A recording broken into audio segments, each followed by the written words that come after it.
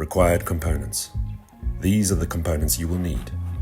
2 vacuum breakers, both 22mm, 1 Conex female adapter, 22mm, 4 22mm capillary elbows, 2 capillary tees, both 22mm, 3 capillary 45-degree bends, all 22mm, a 22mm pressure control multivalve, 600 kPa, solder, a tape measure, some hemp, some flux and a paintbrush, PVC pipe, copper pipe, 4 planks of the correct size, copper bonding strip, a wet cloth, a drip tray, and of course your electric water heater, which includes a temperature and pressure valve, a TP valve, and a drain cock.